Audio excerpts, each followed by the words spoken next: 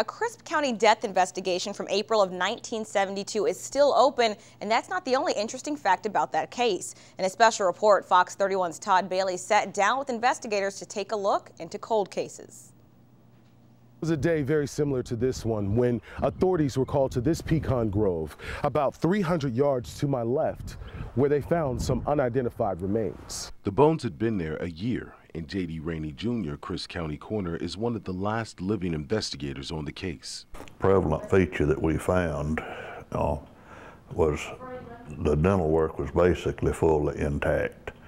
There was some hair attached to the skull, a minute amount. I carried the skull to my personal dentist, and he said if we could find the right dental work, or if this had in actuality been a patient of his, he could identify it immediately due to the extensiveness of the dental work. Cases like this, investigators say, put their work to the test. Not only is that detective working a cold case homicide, then you have other cases that are coming in also.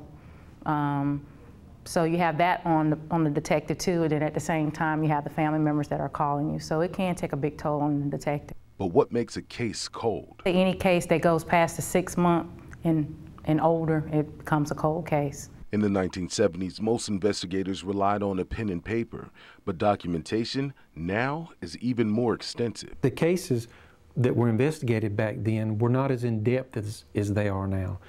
We have now a case reporting manual that helps young investigators and investigators that have a lot of experience make sure that they go through a series of checklists. But for this cold case, something beneficial came from their finds. I might note this case that I was referring to, they did not have any dental records from this person, but they did do DNA testing. While they weren't able to find the hand and foot of this unknown male, they were able to find the large portion of the bones intact with no signs of gunshot wounds. The GBI crime lab here a very few years ago took the skull and did this reconstruction, which appeared on the Doe network.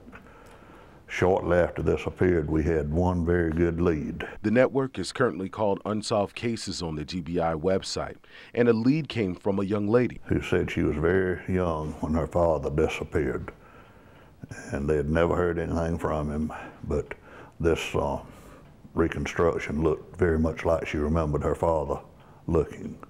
After DNA testing, they found out that this was not her father, and the case remains cold. It's just one that has always stayed with me.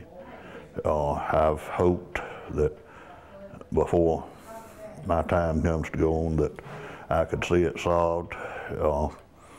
It's just one that has stayed with me over all these years, and I keep hoping that some good lead will come up, but so far, nothing. But this isn't the only case in our area. We found out that there was another cold case in December of 1972 in Dougherty County. Remains of an unidentified black male, 5'10", were found on Piney Woods Creek Bridge on Highway 257. If you know anything on either of these cases, you're asked to call local authorities. To stay connected to this story, log on to our website, mysouthwestga.com. Todd Bailey, Fox 31 News.